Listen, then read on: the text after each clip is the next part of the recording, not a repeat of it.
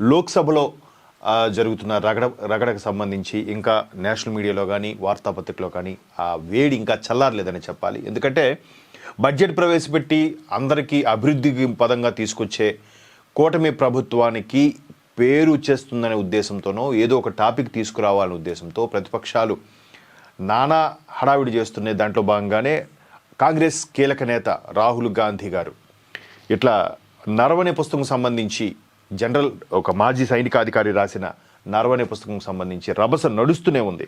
అయితే ఈ పుస్తకం లేదు, పుస్తకం అసలు ప్రచురణే జరగలేదని అధికార పక్షం వాళ్ళు వాదిస్తుంటే ఇక్కడ మనకు ఇక్కడ వార్త చూడొచ్చు. ఇదిగో నరవనే పుస్తకం ప్రధాని వస్తే ఇస్తా అని ఈ విధంగా రాహుల్ గాంధీ గారు వ్యాఖ్యానించడం, దీనికి సంబంధించి ఇంకా దాన్నే పట్టుబట్టి చైనా దురాక్రమణలకి మీరు ఎందుకు నోరు మెదపలేదని చెప్పడం, చైనా దురాక్రమణ జరుగుతూ ఉన్నా కూడా అక్కడికి వెంట పెట్టుకొని వాళ్ళని తరిమి కొట్టిన తర్వాత అదే ప్రదేశానికి మోదీ వెళ్ళి సైనికులకి శుభాకాంక్షలు చెప్పి వాళ్ళతో గడిపొచ్చిన వ్యవహారం చాలా ఉంది. ఇంతకుముందు ఎన్డీఏ భాగస్వామ్య పక్షాలు కాకముందు ఏ ప్రభుత్వం ఉన్నా కూడా రక్షణ శాఖ మంత్రి కూడా సరిగ్గా బార్డర్ లెవెల్కి వెళ్ళిన పరిస్థితి రాలేదు. కేవలం కూటమి ప్రభుత్వం వచ్చిన తర్వాత గతంలో కూడా వాజ్పేయి గారు ప్రభుత్వం ఉన్నప్పుడు ఫెర్నాండెస్ గారు రక్షణ శాఖ మంత్రిగా ఉండేవారు, మహానుభావుడు దివంగత నేత. ఫెర్నాండెస్ గారు మొట్టమొదటిసారిగా రక్షణ శాఖ బార్డర్కి, కాశ్మీర్ బార్డర్కి కూడా వితౌట్ బుల్లెట్ ప్రూఫ్తో ఆ సైనికుల మధ్యన వెళ్ళి తిరిగి వచ్చారు. ఆయన మొట్టమొదటి నాకు తెలిసి రక్షణ శాఖ మంత్రి ఆయనే. తరువాత ఏ ప్రభుత్వాలు వచ్చినా వెళ్ళుండొచ్చు, కానీ అలాగా మొదటగా సైనికులే మనకి బలం, సైనికులే మన సైనికులు ఉండబట్టే మనం ఎంత నిశ్చింతగా ఉండగలుగుతున్నామని గుర్తించిన మొట్టమొదటి రక్షణ శాఖ మంత్రి, అది కూడా ఎన్డీఏ భాగస్వామ్య పక్షాలుగా వాజ్పేయి గారు ప్రధానిగా ఉన్నప్పుడు జరిగిన వ్యవహారం. ఆ తర్వాత నుంచి ఎవరు రక్షణ శాఖలను, ఎస్పెషల్లీ కూటమి శాఖకు సంబంధించి, అంతకుముందు నిర్మలా సీతారామన్ గారు కూడా ఒకసారి కొన్నాళ్ళు రక్షణ శాఖ చేశారు, అలాగే ప్రస్తుతం రాజ్నాథ్ సింగ్ గారు కానీ, ఈ విధంగా రక్షణ శాఖకు ఎవరు ఉన్నా కూడా అక్కడికి వెళ్ళి వాళ్ళకి సంబంధించి ఏ అవకాశాలు, ఏ సదుపాయాలు కావాలన్నా కూడా వాళ్ళకి అమర్చి వచ్చి ఎంతగా చేస్తుంటే ఆ వ్యవహారం ఏంటి బయటపెట్టట్లేదని ఇక్కడ జనరల్ ఇంతకుముందు ప్రభుత్వానికి జనరల్గా చీఫ్ ఆఫీసర్గా పనిచేసిన నరవనే గారు రాసిన పుస్తకం సంబంధించి రభస జరుగుతోంది. ఇంకా దాన్ని వదలట్లేదనమాట. అంటే అసలు విషయాలంతా వదిలేసి ఆ మచ్చని పట్టుకొని, అంటే ఇంతకుముందు కూడా మనం డిస్కస్ చేసుకున్నాం, ప్రభుత్వానికి సంబంధించి, భద్రతకు సంబంధించి, రక్షణ శాఖకు సంబంధించి కొన్ని సీక్రెట్స్ మెయింటైన్ చేయాలి ప్రభుత్వాలు. లేకపోతే అది నేషనల్ మీడియా తర్వాత వరల్డ్ మీడియాకి వెళ్ళిపోయిన తర్వాత శత్రువు ఎవడైతే ఉన్నాడో వాడు వ్యూహాలు ఎత్తులకు పై ఎత్తులు వేసి మనల్ని కట్టడి చేసే అవకాశాలు ఉంటాయి. కాబట్టి కొన్ని వ్యవహారాల్లో లీక్ చేయరనమాట. సో అలా చాలా జరుగుతుంటాయి ఆపరేషన్స్ కూడా. సో అది కనీసం మినిమం ఒక అడగకూడదనే ఒక ఆలోచన కూడా లేకుండా ముందుకు వెళ్ళడం అనేది ఇక్కడ విపక్షాలు కొంచెం ఇబ్బంది పెడుతున్నాయనే చెప్పాలి. చైనా ట్యాంకులపై రాజ్నాథ్ స్పందించలేదు. సముచితమైనదేదో చేయండి అని నరవణెకు ప్రధాని చెప్పారు. ప్రశ్నల నుంచి ప్రభుత్వం తప్పించుకుంటోంది రాహుల్. అంటే ఇది వ్యవహారం నడుస్తూనే ఉంది. ఈ సైన్యాధిపతి రాసిన పుస్తకంలో అంటే ఏమి రాస్తే వీళ్ళు ఏం అర్థం చేసుకున్నారనేది కూడా పూర్తిగా మనకు తెలియదు. అయితే ఇది ఇలా జరుగుతుంటే అధికార విపక్షాల మధ్య మాటల యుద్ధం అయితే కొనసాగుతూనే ఉంది. ఇక్కడ ఒకసారి మనం చూడొచ్చు, ఒక కూటమి ఎంపీ బిట్టుకి అలాగే కాంగ్రెస్ కీలక నేత రాహుల్ గాంధీ మధ్య మాటల యుద్ధం జరిగింది. ఒకరు మీరు ద్రోహి అంటే మీరు దేశానికి శత్రువు అని కూడా విమర్శలు వాడివేడిగా జరుగుతున్నాయి. ఇక్కడ చూడొచ్చు రాహుల్ గాంధీ గారు అలాగే ఇక్కడ రవనీత్ సింగ్ బిట్టు గారు కూడా చేసిన విమర్శలకు సంబంధించి ఇక్కడ ఒకసారి చూడొచ్చు. జనరల్ మనోజ్ ముకుంద్ నరవనే రాసిన ఈ పుస్తకం 4 స్టార్స్ సంబంధించి అందులో ఈ ప్రస్తావన ఉంది, చైనాకు సంబంధించిన ఈ ప్రస్తావన ఉంది, మీరు దీని గురించి నోరు మెదపాలి అని. ఇక్కడ మనం ఇంతకుముందు వార్తలో కూడా చూస్తే ప్రధాని మీకు నచ్చింది చేయండి అని చెప్పారంటే సైన్యానికి సర్వ హక్కులు ఇచ్చినట్టుగా కట్టడి చేసుకొని చైనా వాడు పాకిస్తాన్లో అటాక్ చేస్తుంటే మనం మాత్రం మౌనం, క్యాండిల్ ర్యాలీలు, జెండా పట్టుకొని భారత్ మాతాకా జై అని చెప్పడం ఇవి కాదు. వాళ్ళకి తరిమి కొట్టాలి, పోయించాలి. మొన్న ఆపరేషన్ సింధూర్తో అదే జరిగింది. అవే చెప్పారు కదా, ఫ్రీడమ్ ఇచ్చారని కూడా చెప్తున్నారు కదా. చెప్పినా కూడా ఇంకా విమర్శలకు ఎందుకు తావిస్తోంది అంటే ఏదో ఒక అంశం మీద రభస కొనసాగించాలి. మొన్నటి వరకు సర గురించి మాట్లాడారు. సర గురించి సమగ్ర నివేదిక జరుగుతుంది. దానివల్ల ప్రజల అభిప్రాయం ఎక్కడ కూడా వ్యతిరేకత రావట్లేదు. బెంగాల్లో కూడా కేవలం టీఎంసీ తృణమూల్ వాళ్ళకి సంబంధించిన వాళ్ళే వ్యతిరేకత చూపిస్తున్నారు తప్ప ఎక్కడా వ్యతిరేకత రావట్లేదు. ఎందుకు అందరికీ తెలుసు ఈ రోహింగ్యాలు లేదంటే వేరే విదేశీయులు. ఇప్పుడు ఈరోజు పొద్దున ఒక వార్త చూస్తే ఎంత భయకంపితమైన వార్త అంటే, భయాందోళనకు గురి చేసే వార్త అంటే, నైజీరియాలో ఒక తీవ్రవాద సంస్థల వాళ్ళు ఎక్కడికక్కడ సామాన్య పల్లెటూరు ప్రజలకు వెళ్ళి వాళ్ళు చంపేసి వాళ్ళ యొక్క దోచుకోవడం అని చేస్తున్నారంట. అటువంటి నైజీరియా వాళ్ళకి కూడా మన భారత్ అడ్డాగా మారిపోయింది. ఎవడెవడో వస్తాడు, ఎక్కడెక్కడో ఒక ప్రత్యక్షం అవుతాడు, వాడికి ఒక ఆధారం ఉండదు, ఒక వాటర్ ఉండదు, ఏమీ ఉండదు. తీరా చూస్తే చాలా జరుగుతున్నాయి. అంటే ఇక్కడ మనుషులు కాపాడుతున్నారు. అది చాలా ప్రమాదం దేశానికి, భావి భారతకి చాలా ఇబ్బందికర అంశం. మొన్న రీసెంట్గా ఒక టూరిస్ట్ ఫ్యామిలీ సినిమా వచ్చింది.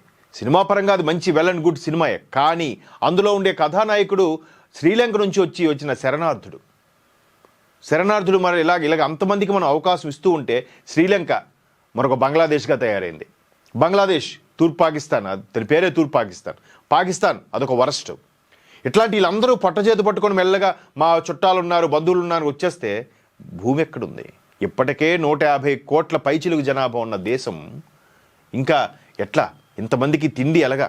మెల్లమెల్లగా వాళ్ళు ఓటర్లను పెంచుకొని వాళ్ళ యొక్క నాయకుడిని పైన పెట్టుకుంటే అన్నీ వాళ్ళకి సమకూరుతాయి. ఒక ఔరంగజేబు, ఒక నిజాం నవాబు లాంటి పరిపాలన మరలా వస్తుంది అనే ఆశతో వాళ్ళు గంపడి పిల్లల్ని ఒక్కొక్క కంటూ ఉంటే ఇవన్నీ సమగ్ర నివేదిక చేయొద్దా? సెన్సిటివ్ ఈ ఇంటెన్సివ్ రివిజన్ అనేది ఉండాలా లేదా? ఉండాలి. ఎక్కడ ఎవరు వ్యతిరేకించటం లేదు. ఎవడైతే వ్యతిరేకిస్తున్నాడో వాడు తరపున ఒక 50 ఫ్యామిలీలు ఉండాలని అర్థం. సో అక్కడికి ఆ రభస అయిపోయింది కదా. ఇప్పుడు ఈ వ్యవహారం ఎత్తుకుంటున్నారు. అంటే ఒక్కొక్కటిగా ఏదో ఒకటి అంశం మీద రాజకీయాల్లో ఉండాలి, ఏదో ఒక అంశం మీద వార్తల్లో నిలబడాలి అనే దృక్పథంతోనే ఇక్కడ కనిపిస్తున్నట్టుగా ఉంది.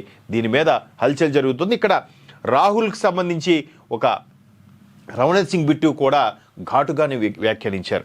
అంటే దేశ్కా దుష్మన్ అని కూడా ఆయన వ్యాఖ్యానించారు. అది ఒకసారి వార్త చూద్దాం. రైల్వే శాఖ సహాయ మంత్రి రవణీత్ సింగ్ బిట్టును ద్రోహిగా లోక్సభ విపక్ష నేత రాహుల్ గాంధీ అభివర్ణించడం. ఆయన దీనికి అడ్డుపడుతుంటే ఆయన ద్రోహిగా అంటే దేశద్రోహి అన్నట్టేగా అభివర్ణిస్తూ, దానికి బదులుగా ఆయన రాహుల్ను దేశానికి శత్రువు, దేశ్కే దుష్మన్ అని విరుచుకుపడడం బుధవారం లోక్సభలో వాతావరణాన్ని వేడెక్కించింది. అంటే ఇంకా మాటల యుద్ధం. మీరు ఒక ద్రోహి అనడం, ఈయన ఒక దేశానికి శత్రువు అనడం. అంటే ఒక హుందాగా నడుచుకునే రాజకీయాలు అనేవి మనం ఇంకా చూడలేమేమో. అంటే చాలా సందర్భాల్లో చాలామంది ప్రముఖులు రాసిన వాళ్ళ అనుభవాల పుస్తకాల్లో పాకిస్తాన్కి సంబంధించి ఓవర్ యాక్షన్ చేస్తున్నప్పుడు కూడా అప్పటి ప్రధాని ఇందిరాగాంధీ గారు దానిపై ఎటువంటి నిర్ణయం తీసుకుందాం, ఎలా ముందుకెళ్దామని వాజ్పేయి గారికి అటల్జీ అని పిలిచేవారట. అటల్జీ అంటే ముందు ఆయన ప్లేస్ దగ్గరికి వెళ్ళి నమస్కారం పెట్టి ఆవిడ సీట్లో కూర్చునేవారట. అది అక్కడ వచ్చిన గౌరవం.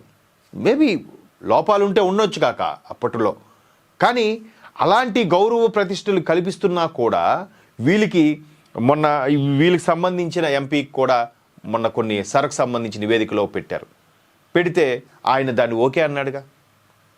దానికి ఒకవైపు ఇండైరెక్ట్గా పొగుడుతుంటే ఆయన కాంగ్రెస్కి రాజీనామా చేస్తాడేమో అన్నట్టుగా మాట్లాడుతున్నారు. మెల్లగా ఆయన దువ్వుకొని బీజేపీలోకి తీసుకెళ్ళిపోతున్నారని అంటున్నారు. ఆయన ఎవరో కాదు, శశి థరూర్ గారిని కొన్ని కీలకమైన బాధ్యత కూడా అప్పచెప్పింది ప్రభుత్వం, విపక్ష నేత అయినప్పటికీ. మరి ఆయన ఎక్కడ కూడా విమర్శలు చేయట్లేదే భాజపా ప్రభుత్వం సంబంధించి, కూటమి ప్రభుత్వానికి సంబంధించి.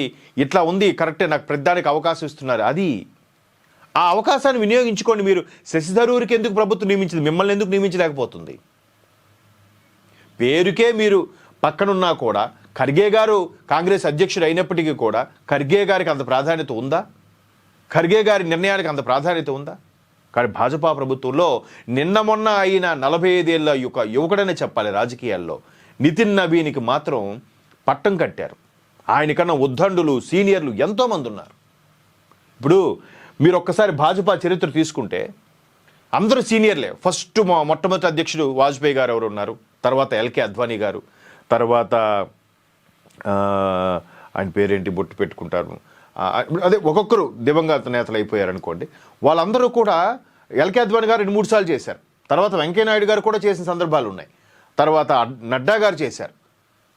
ఇలాగ ఒక్కొక్కరుగా అధ్యక్షులుగా చేస్తుంటే నితిన్ నబీన్ అనే ఒక యువకుడిని 45 ఏళ్ల వయసు గల యువకుడిని తీసుకొచ్చి భాజపా పీఠం ఎక్కించి అధ్యక్షుడిగా చేశారే.